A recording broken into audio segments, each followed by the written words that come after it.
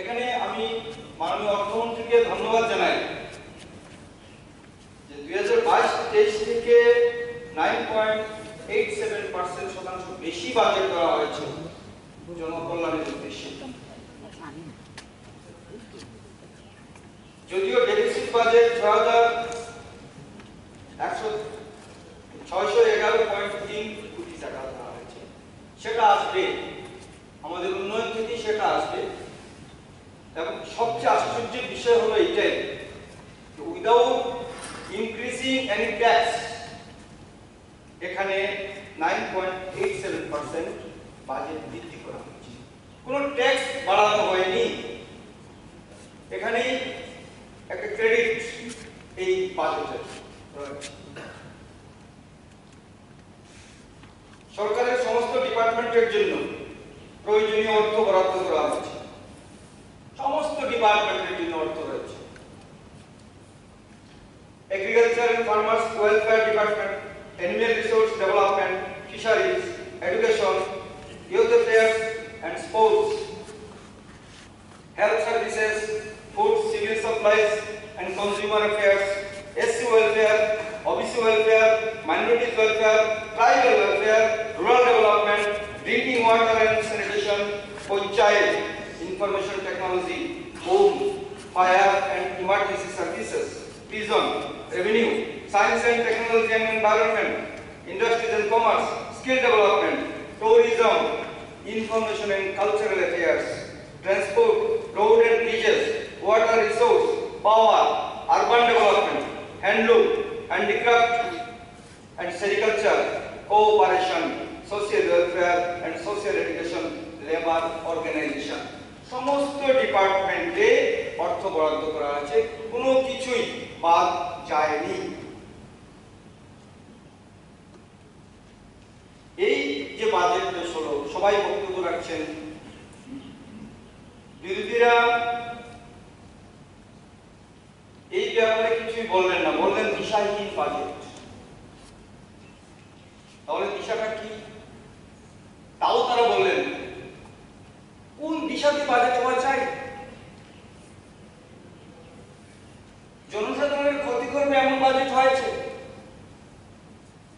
এই বাজেট এরকম হওয়া উচিত নয় তাও বলেছেন, কিন্তু কি হওয়া উচিত সেটা কেউ বলেন নাই। এটা বলা উচিত ছিল সবার, কারণ বাজেটে আলোচনা হচ্ছে, একটা প্রগ্রেসিভ কিছু হতে যাচ্ছে। মানুষের কল্যাণের জন্য 27,654.40 কোটি টাকা ধার্য করা হয়েছে। সেটা কত বেশি হওয়ার দরকার নাকি কম হওয়ার দরকার, নাকি এই ডিপার্টমেন্ট থেকে কমিয়ে ওইখানে বাড়াতে হবে, এরকম কিছু কেউ বললেন। বললেন দিশাহীন budget. I cannot accept it.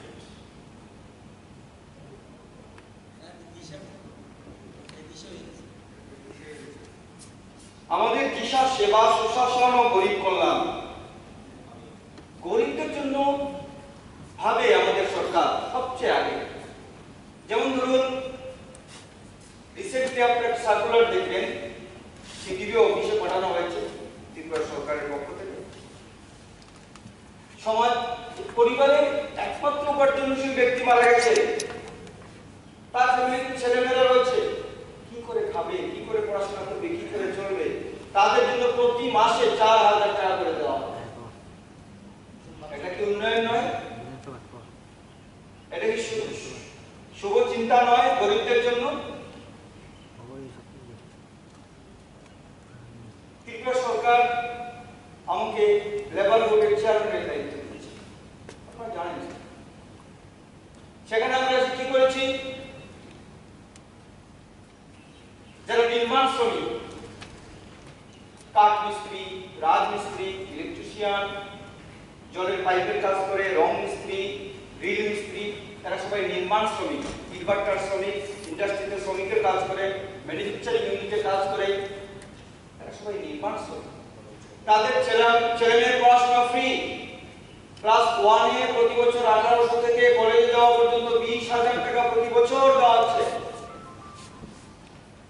সেটা কি গরিব কল্যাণ নয়? একজন নির্মাণ শ্রমিকের মেয়ের বিয়ের সময় 50,000 টাকা করে দেওয়া হচ্ছে, সেটা কি উন্নয়ন নয়? বিগত সরকার কি চিন্তা করেছিলেন এদের জন্য? আমাদের বহু থেকে আয়ুষ্মান কার্ড দেওয়া হচ্ছে, নির্মাণ শ্রমিকের চিকিৎসার জন্য 5 লক্ষ টাকা পর্যন্ত আমাদের বহু থেকে পেমেন্ট করবে। সেটা আরো বাড়বে। এটা কি গরিব কল্যাণ নয়?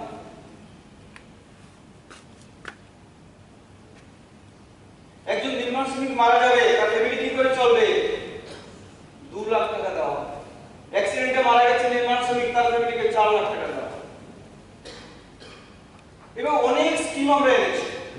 ইভেন গত 6 তারিখে আমরা একটা ডিসিশন নিয়েছি যে প্রত্যেকটা ডিস্ট্রিক্টে আমাদের অ্যাম্বুলেন্স মোবাইল ক্লিনিক আমরা সিদ্ধান্ত নিয়েছি। অ্যাম্বুলেন্স মোবাইল ক্লিনিক, যেখানে ইন্ডাস্ট্রিতে কাজ হচ্ছে, অ্যাম্বুলেন্স যাবে, ডাক্তার থাকবে, নার্স থাকবে, মেডিসিন থাকবে, মেশিন থাকবে, টেস্ট করা হবে, তার ব্লাড টেস্ট করে সমস্ত রিপোর্ট দিয়ে মেডিসিন পর্যন্ত ফ্রি দেওয়া হবে আমাদের বোর্ড থেকে সেটা করা হচ্ছে। এগুলি কি উন্নয়নের চিন্তাধারা নয় সরকারের?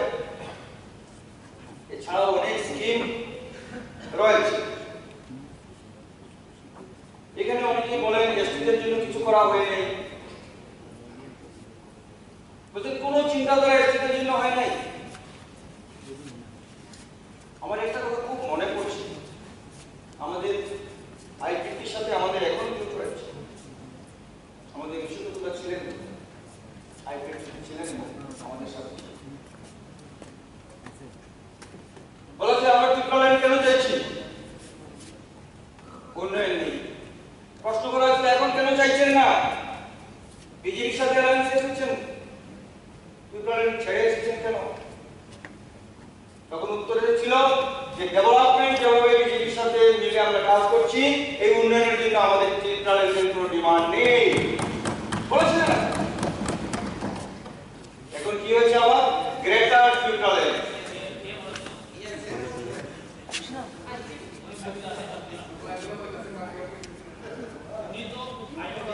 দেখুন, প্রমাণ দিতে গেলে আমাকে রেকর্ডে যেতে হবে। এটা নিয়ে দীর্ঘ আলোচনা হয়েছিল, অস্বীকার করবেন না, এটা আলোচনা হয়েছিল।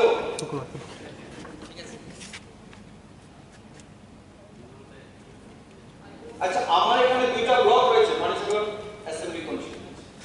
একটা পানিসাগর ব্লক, একটা দামছড়া ব্লক। আপনারা জানেন দামছড়া ব্লকটা ADC area. Water treatment plant, সেখানে ওয়াটার ট্রিটমেন্ট প্ল্যান্টে এডিসি এরিয়াতে দামছড়া ব্লকে টোটাল 5টা আছে। প্রত্যেকটা ওয়াটার ট্রিটমেন্ট প্ল্যান্ট 1 কোটি টাকার উপরে, কিন্তু পানিসাগর ব্লকে একটিও হয়নি। 5টা দিয়েছি আমরা, 5টা। ওইখানে ভালুচড়াতে একটা, দামছড়া যাওয়ার পথে তুমছড়াইতে একটা, নীলবসনপাড়াতে একটা, কাহামতাইতে একটা, কসকৌতে একটা। কাহামতাই কসকৌ এই 2টা গ্রুপ শরণার্থী সেটেলমেন্টের এরিয়া। পানিসাগরে এইরকম একটাও প্ল্যান্ট নাই, এই স্কিম হয়নি। কারণ পাহাড়ি এলাকাতে জলের অভাব, আমরা চিন্তা করে দেখেছি, ওইখানে প্রথম হওয়া দরকার। এটা কি ডেভেলপমেন্ট নয়? এটা কি জনজাতিদের উন্নয়নের কথা নয়? দেখুন, 2018 পরে 3টা ইংলিশ মিডিয়াম স্কুল হয়েছে। এখানে প্রাক্তন এডুকেশন মিনিস্টার রয়েছে। 3টা হাই স্কুল ইংলিশ মিডিয়াম, 2টা এসসি এরিয়াতে, একটা নোয়াগাং, একটা দামছড়া। বলছেন উন্নয়ন হচ্ছে না?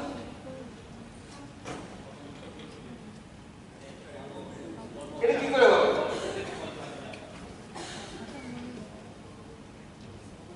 এছাড়াও বাজেটে যা রাখা হয়েছে উন্নয়নের কথা,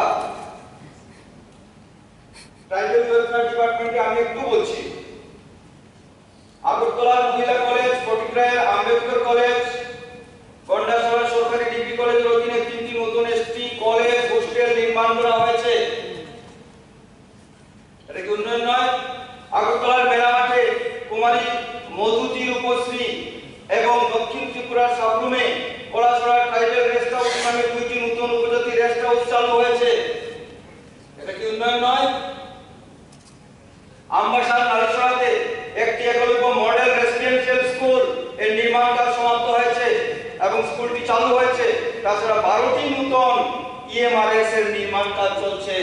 ADC Tripura ST development cooperation corporation লিমিটেডের পক্ষ থেকে 539 জন জনজাতি যুবক যুবতীকে সশর্তে ঋণ এবং 13 জন জনজাতি ছাত্রছাত্রীকে শিক্ষা ঋণ প্রদান করা হয়েছে। স্বীকার করতে হবে, খুমলুঙের টিটিএডিসি হেডকোয়ার্টার্সের সৌন্দর্যায়ন ও পর্যটকদের আকর্ষণ করার জন্য একটি theme based musical water foundation স্থাপনের জন্য 2023-24 অর্থ বছরে রাজ্য সরকার 1 কোটি টাকা বরাদ্দ রেখেছে। 1 কোটি টাকা বরাদ্দ রেখেছে। মুখ্যমন্ত্রী রাবার মিনি মিশন প্রকল্পে 9517 জন জনজাতি সুবিধাভোগী উপকৃত হয়েছেন ও 8400 হেক্টর এলাকায় রাবার বাগান লাগানোর কাজ হয়েছে। আগামী 2 বছরে জনজাতি রাবার উৎপাদনকারীদের জন্য 27.50 কোটি টাকা ব্যয়ে 50টি স্মোক হাউস নির্মাণ করা হবে। বাজেটে ধরা হচ্ছে। স্থায়ী জীবিকার্জনের সুযোগ এবং পরিকাঠামোর উন্নয়নের মাধ্যমে ত্রিপুরাতে জনজাতিদের জীবনের মান উন্নয়নের জন্য বিশ্ব bank Tripura rural economic growth and service delivery project প্রকল্পের জন্য 1435 কোটি টাকা মঞ্জুর করেছে। এই প্রকল্প আগামী কয়েক মাসের মধ্যেই শুরু হবে। তো বাজেটে এগুলি এসেছে। জনজাতি এলাকার সর্বাঙ্গীন উন্নয়নের জন্য মুখ্যমন্ত্রী টাইটেল ডেভেলপমেন্ট মিশন চালু করার প্রস্তাব রাখা হয়েছে, যার মাধ্যমে জনজাতি অধ্যুষিত এলাকা শিক্ষা, স্বাস্থ্য, রাস্তা, পুষ্টি, স্বাস্থ্যবিধি এবং পানীয় জলের প্রতি বিশেষ নজর দেওয়া হবে। উক্ত মিশন বাস্তবায়নের জন্য এই অর্থ বছরে 30 কোটি টাকা বরাদ্দ রাখা হয়েছে, যার মাধ্যমে ভারতের খ্যাতনামা বিশ্ববিদ্যালয়গুলিতে যোগ্য জনজাতি ছাত্রছাত্রীদের বিনামূল্যে শিক্ষা ও থাকার ব্যবস্থা করা হবে। এটা উন্নয়নের বাজেট, উন্নয়নকামী বাজেট নয়। শুধু এসটি বললাম, অথচ সবাই বাজেটের বিরোধিতা করছেন, কেউ সাপোর্ট করছেন না, বিরোধিতা কেউ বলছেন না যে এটা হোক, এটা 100% হোক। আমরা চাই এই ডেভেলপমেন্টটা, তাহলে আমরা গ্রেটার ত্রিপুরা চাইবো না। বলবেন তো? কারণ বলেছেন আপনারা, আজকে বলেছেন যে উন্নয়ন নেই, সেজন্য আমরা গ্রেটার ত্রিপুরা চাইছি। আপনারা বলছেন, আজকে বলেছেন, আমি শুনতে পেয়েছি এখানে। তাহলে ডেভেলপমেন্ট হলে ডেভেলপমেন্ট যদি হয়ে যায়, তাহলে গ্রেটার ত্রিপুরার প্রয়োজন নাই, আপনারা স্বীকার করছেন। আমরা এটাই চাইছি, উন্নয়ন যা চাওয়া হবে তাই আপনারা পাবেন, এবং উন্নয়ন হলে গ্রেটার ত্রিপুরার ডিমান্ড আপনাদের নেই, সেটা আজকেই আপনারা বলেছেন। উন্নয়ন নেই, উন্নয়ন নেই আমাদের এডিসিতে, একদিন আমরা গ্রেটার ত্রিপুরা চাই। এর মানেই হলো যদি উন্নয়ন হয়ে যায়, তাহলে আমরা গ্রেটার ত্রিপুরা চাই না। তখন চাই বেটার ত্রিপুরা চাই। Can I share my positive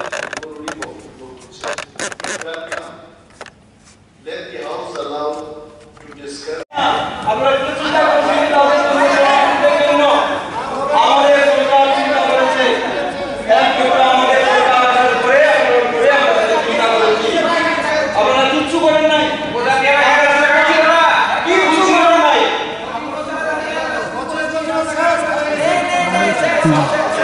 শুনুন, আমাদের চিন্তা হবে, আপনাদের শুনতেই হবে, এগুলি ধৈর্য ধরে শুনুন। অনেক বলা হচ্ছে আমারও, শুনতে হবে, শুনতে হবে। আমরা কি করেছি, শুনুন। 6959 ফ্যামিলিকে 13টা সেন্টারে ভাগ করে প্রত্যেক সেন্টারে 535 ফ্যামিলি করে তাদের সেটেলমেন্ট দিয়েছি। প্রত্যেক ফ্যামিলি 600 করে ভূমি পেয়েছে, তারা রেশন কার্ড পেয়েছে, তারা জলের ব্যবস্থা পেয়েছে, প্রত্যেক বাড়িতে সোলার লাইট দেওয়া হয়েছে, রাস্তা পাকা করে দেওয়া হয়েছে, তাদের ভোটাধিকার প্রয়োগ করার অধিকার দেওয়া হয়েছে, ভোটার আই কার্ড দেওয়া হয়েছে, রেশন কার্ড দেওয়া হয়েছে। স্কুলের ব্যবস্থা, ওইখানে কি হয়েছে, আমরা ব্লু সেটেলমেন্টের জন্য 44টা অঙ্গনওয়াড়ি সেন্টার করেছি, যেখানে রেশন শপ করেছি। ওইখানে টিচার কারা জানেন? এই শরণার্থীরা ওইখানে টিচার। এবং সেখানে যারা রেশন শপ যারা ডিলার, তারাও ওরাই ডিলার, ওদের মধ্যে থেকে নেওয়া হয়েছে। হাসপাতাল দেওয়া হচ্ছে। এই যে জিনিসগুলি, এই জিনিসগুলি তো আমাদের চিন্তাধারার মধ্যে ছিল না, একদম ছিল না। এই চিন্তাধারা আমাদের, কারণ সবকা সাথ সবকা বিকাশ, এরা সবটার মধ্যে এরাও পড়ে, এদের কথা আপনারা চিন্তা করেন। আমরা সেটা চিন্তা করেছি। আরেকটা কথা বলে কতক্ষণ মহোদয় আমি শেষ করবো। 10,323 সম্বন্ধে বারবার প্রত্যেকটা বিধানসভার সেশনে আপনারা উঠান। আপনারাই একটা প্রশ্নের উত্তর দেন তো, চাকরিটা কে দিয়েছিল? চাকরিটা কে দিয়েছিল? বামফ্রন্ট দিয়েছিল। চাকরিটা কে দিয়েছিল? আপনারা দিয়েছিলেন কিনা? দিয়েছিলেন। চাকরি গেল কেন? কেন গেল চাকরি? আপনাদের দোষ নেই? পরিষ্কার করছেন না? সুপ্রিম কোর্ট বাতিল করে দিয়েছে। তখন শুনুন না, বলছি, আমি বলতে দিন না, ডিস্টার্ব করছেন কেন? শুনুন, তখন হাইকোর্টে যখন কেসটা ছিল, আপনাদের মনে পড়ে কি? শুনুন না, হাইকোর্টে যখন কেসটা চলছিল, সেকশন 96 সিপিসি অনুসারে হাইকোর্টের জাস্টিস ডেকেছিলেন সরকারকে, তৎকালীন সরকার, যে কম্প্রোমাইজ অ্যামিকেবল সেটেলমেন্টে যান, এদের চাকরি দিয়ে দিন যারা কেস করেছে, তাহলে আর কেস থাকবে না, চাকরি পাওয়া থাকবে, আমার কিছু করার থাকবে না। কিন্তু আপনারা দিয়েছিলেন, বলছেন আমরা সুপ্রিম কোর্ট যাবো, তাদের লেলিয়ে দিলেন, টাকা কালেকশন করে করে সবার কাছ থেকে সুপ্রিম কোর্ট পাঠালেন। সুপ্রিম কোর্টে গিয়ে রেজাল্ট নো। এটা আমাদের ফ্যামিলির লোক নয়, ওরা আপনাদের ফ্যামিলির লোক নয় যাদের চাকরি গেছে। আমাদের বেতা হয় না? আমাদেরও বেতা হয়। তারপর কি করলেন? কিছুদিন আগে আবার ওদের যে কেস করেন হাইকোর্টে, বললেন আমাদের চাকরি যাতে বল, আমাদের চাকরি দেওয়ার জন্য সরকারকে একটা অর্ডার দেওয়া হোক। জাজমেন্ট হলো, পত্রিকাতে বেরিয়ে গেল, আমরা জিতেছি, এইবার সরকার আমাদের চাকরি দিতে বাধ্য হবে। আমরা ক্লারিফিকেশন চেয়েছি হাইকোর্টে, হাইকোর্ট বলছেন আউটরেট তাদের পিছন রিজেক্ট করে দিয়েছি। তারপরে এখন আপনারা যদি আমাদের জায়গায় থাকেন, চাকরি দিতে পারবেন, সুপ্রিম কোর্টের অর্ডার রেখে চাকরি দিতে পারবেন। বারবার অন্যায় কথা, অবৈধ কথা আপনারা সুপ্রিম কোর্টে রেজিস্টার বলছেন কেন? কেন বলছেন? আঠারোর আগে না কাঁদবেন না, সবাই আপনাদের কথা শুনছে, সবাই জানে, সবাই বুঝে। আপনারা বলতেন না আগে 21 থেকে কাউন্টিং শুরু হয়, 86 20 আমাদের রয়েছে, একটাও আপনাদের নেই কেন? একটাও নেই কেন? ওনারা বুঝে গেছেন আপনারা বিগত দিনগুলোতে কি করেছেন ব্যবহার আমাদের সাথে, সব বুঝে গেছেন।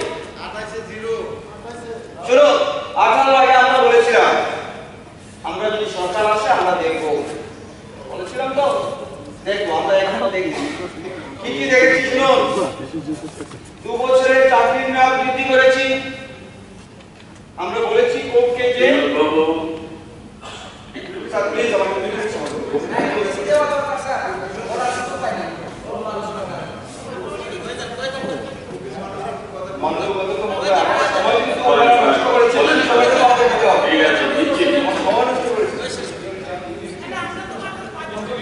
তারপর কি করেছি আমরা?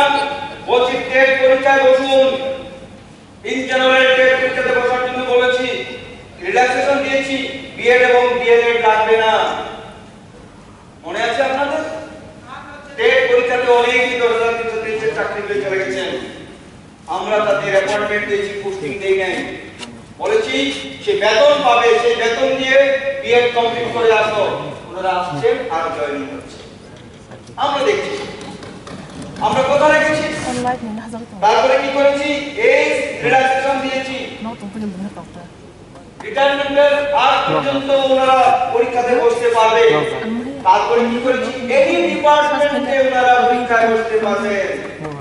জিআরপি দেখেছেন, পুলিশে চলে গেছেন অনেকে, টিএসআর এ চলে গেছেন অনেকে। 10,330 নাম্বার থেকে আপনারা যে আসামির মতো যে জেলের আসামির মতো সিল দিয়েছিলেন 10,330 আসে নাকি সেটা এখন তো সেটা নেই। আপনারা নাম্বারিং করে দিয়েছেন 10,323। আপনারা এই নাম্বারটা ব্যবহার না একবার। বাকিরা কি আর বেকার নেই আমাদের এখানে? তাদের জন্য ভাবুন, সবকা সাথ সবকা বিকাশ, সবার জন্য ভাবুন, সবার জন্য ভাবুন। তারপরে যখন চাকরি চলে গেল, মার্চ মাসে চাকরি চলে গেল, 35,000 টাকা করে নগদ প্রত্যেককে দেওয়া হয়েছে, যাতে স্বাবলম্বী হতে পারে।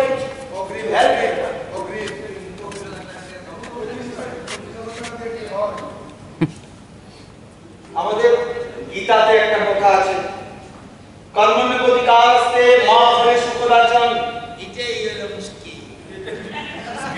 কর্মেই তোমার অধিকার, ফল আমি দেব, আমি উপরে বসে আছি, ফল আমি দেব, সেই ফল আপনাদের ভোগ করতে হবে, ভোগ করতে হবে। এবং সেটা কিভাবে হবে? জয়ই যথা চিন্তয়তি তথা ভবতি। যে যেরকম ভাববে ঠিক সেই রকম ফল হবে, উপরওয়ালা সেই ফল দেবেন। তাই আজকে এই বাজেট আলোচনায় আমি হাউসের সবাইকে বিনম্র নিবেদন করব, আপনারা সর্বান্তকরণে সবাই আমাদের এই বাজেট যেটা পেশ করেছেন আমাদের মাননীয় অর্থমন্ত্রী, তাকে সাপোর্ট করুন। এই আশা রেখে বক্তব্য শেষ করছি। সবাইকে